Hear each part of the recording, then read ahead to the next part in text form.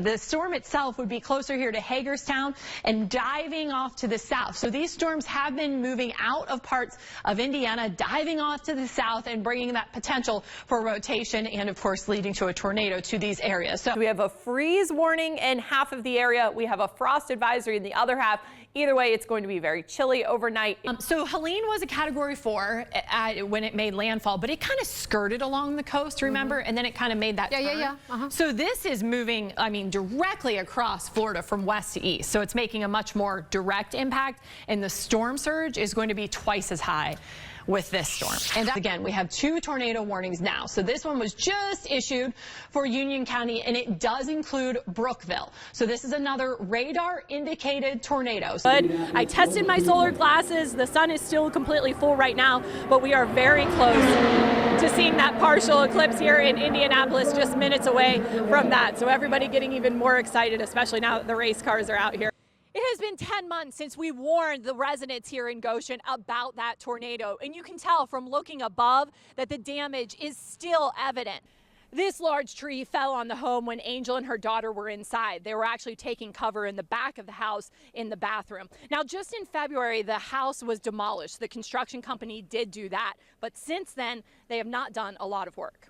Kind of see this rotation would be somewhere in here, just kind of north of Brookville. So if you're in any portions of Franklin County, again, take cover because this storm system definitely has some very strong gusty winds. Obviously, it could have some rotation leading to that tornado. We learned a lot about this, even if as citizen scientists, we were gathering our own data. I was measuring the temperature. It dropped quite a bit, but did it live up to your expectations? What did you think? Oh, it was amazing. Ashley, it is always gorgeous. I know the last time, I think that you were showcasing Covington. Is that correct?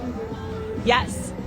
That's right. Yes. So we are here in Newport, which is brand new this year. They expanded into Newport. That gives you 6 zones for blink. And Trisha, it's a walking event. Remember, don't blink and drive. You've got to walk to all of these installations. Yes, while there is still some fog out there, it's lifting. So while it looks pretty bad here on the tower camera at the surface level, it's not quite that bad. Because is the Ohio River a safe place to recreate? So the answer is most of the time. I learned it's not just for kids because we came over here to the fan zone, which it's not just for kids, it's for all ages, all abilities. But we saw Kelly just going wild on the reaction wall over here. And what was your score? I think I got a 36. Ashley Smith is an overachiever, to say the least. So she couldn't just show us the light. She has to get out there and skate too, right, Ashley? Man, I wasn't sure if you guys knew about that. You put me on blast. Now I have to skate at some point. But first, let's talk about what we're doing here. First of all, there's some skaters behind us. We have a lot of strong women in it. However, I think a lot of people, a lot of women are just, you're busy too. Oh, you got well, things my mom going said, on. do any of those people have kids? Well, no, not a lot of them because it takes a lot of time. However, I will say there was one competitor that was 3 months postpartum. So good for her. I mean, yeah, right? It's awesome. But yeah, I finished second. My brother loved that I was standing on a plate. When you turn on the water in your home, do you know where that water comes from?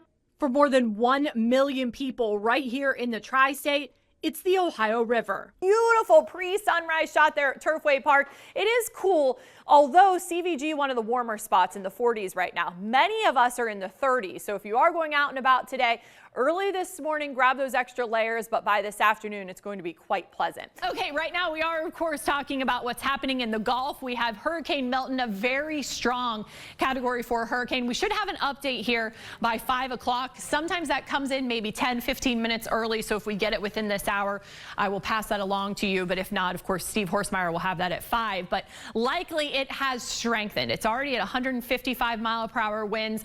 If it gets to 157, that's a Category 5 storm, but it's moving over these warm waters of the Gulf, and that just allows it to, of course, gain more energy as it moves away from Mexico. Remember, yesterday it had winds of 180 miles per hour, so that just goes to show you how much, when it does move over top of land, it does weaken.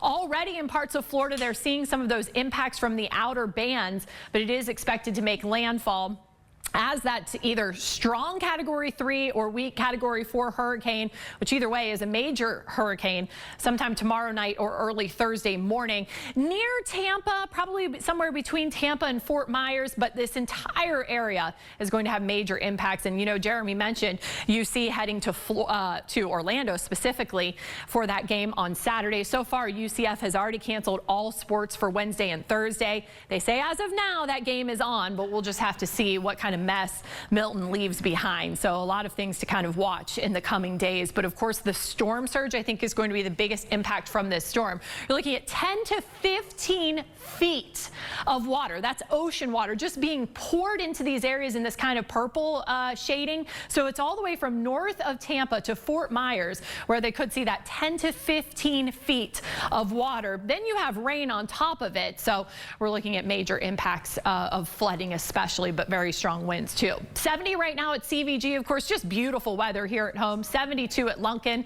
Right now it is gorgeous there with, of course, CVG off in the background here at Turfway Park with winds light out of the north around 4 miles per hour. Saturday morning, Queen Bee half marathon and 4-mile race with temperatures in the mid to upper 50s should be quite pleasant on Saturday, because by Sunday we're looking at very strong gusty winds across the area as high as 40 miles per hour. Mainly dry weather here in the coming days. You look at the extended forecast. Sunday, that rain is north of us.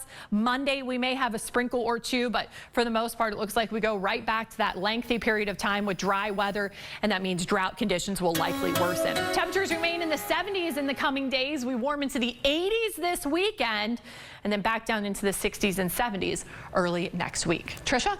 All right. You are seeing some of that fog continue to lift here across the region. You see here on our tower camera, as it gets closer and closer to the camera, it looks much worse than it really is. But of course, as it lifts, it's going to get closer to our tower camera because it's so high up. But down here at Newport on the Levee, we've already seen that fog clear out. So a beautiful start to the day. Of course, it's dry, nothing on radar. We do have 2 named storms in the Atlantic right now. We actually have Tropical Depression Nadine, which is in southern Mexico, and we have Hurricane Oscar, which is expected to make this kind of 180-degree turn in the coming days, eventually weaken to a tropical storm, but impacting portions of Cuba, headed toward the Bahamas, Turks and Caicos, seeing an impact there as well with hurricane and tropical storm warnings for most of those areas. 43 right now at CVG with light winds. If you are watching the game, if you're going to the game in Cleveland, we are expecting pleasant conditions there, as we will have here. Kind of similar weather in both locations, with temperatures climbing into the 70s by halftime. Then, after the game and after you watch football here on Fox 19, we have that 4:25 game as well. You're going to be looking at those temperatures falling down into the 50s during Blink. A mild evening. If you remember Thursday, it was downright cold out there. Much better weather if you're heading out for the last night of Blink tonight. As far as any kind of rain chances, they are few and far between. We may have a sprinkle or two here or there by the middle of the week as a very weak disturbance moves through. And then we're looking at maybe this time next week seeing more plentiful rain. Either way, it looks pretty dry. It looks pretty quiet. Much of the same weather kind of continuing. We start the week very warm with temperatures in the 70s, even close to 80, and then we drop those temperatures by the end of the week. So mid-70s today, 77 tomorrow, 79 on Tuesday. We're still warm on Wednesday, and then comes that big drop from 78 on Wednesday to 63 on Thursday. But we warm things right back up in time for next weekend. Stay tuned. We're back right after this.